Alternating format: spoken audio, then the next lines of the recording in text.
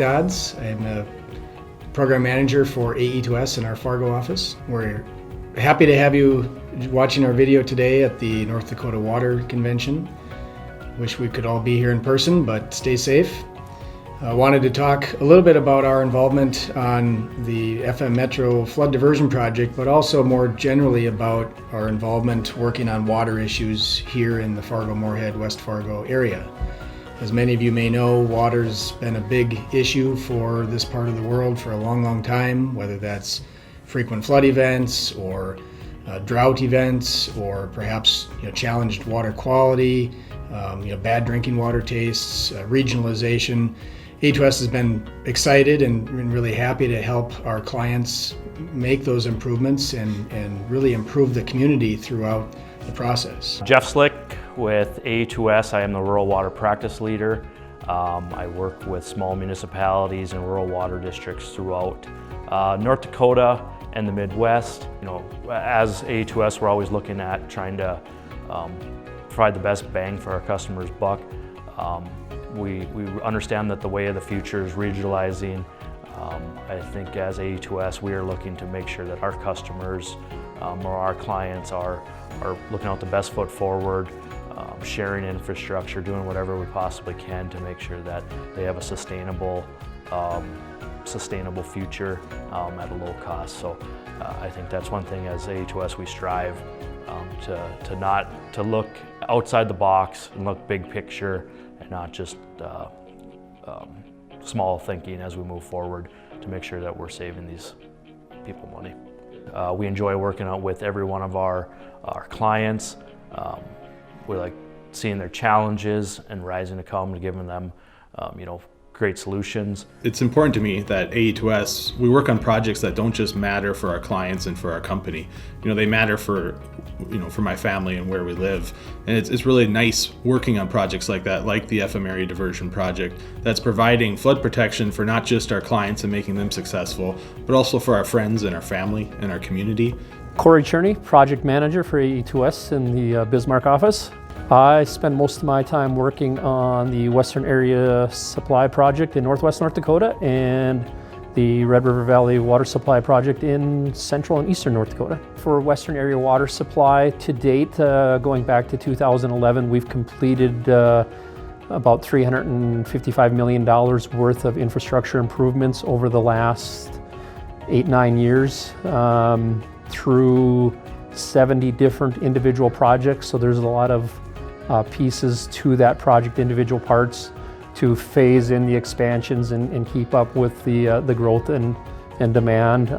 Started with a 10 MGD treatment plant in Williston, and through a couple phases we've increased that to 21 MGD and are working on another expansion to take that to 35 MGD. For Red River Valley, that's a project that has been in the works basically since Garrison Dam was completed back in the 1950s. It's gone through a number of iterations from a federal project to now a state project, and a lot of effort has gone into getting that project permitted. Recently we received our final permits that we needed, one from the Corps of Engineers and one from the Department of Environmental Quality to clear the path for construction to begin.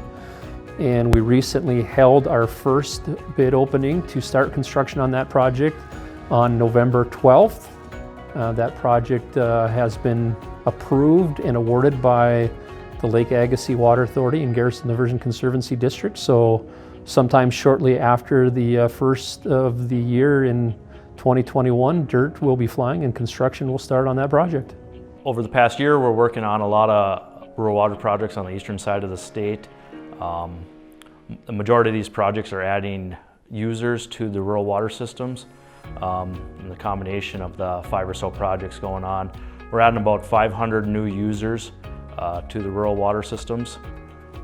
The rural water systems that we're working on closely right at this point in time is Dakota Rural Water District, East Central Regional Water District, Agassiz Water Users District, Walsh Rural Water District, and the Northeast Regional Water District. Yeah, these projects I feel like are benefiting all customers or all users in the eastern part of the state, whether it's gaining high quality water from East Central and getting rid of maybe a lesser quality water, or just getting those people off wells or having to haul water.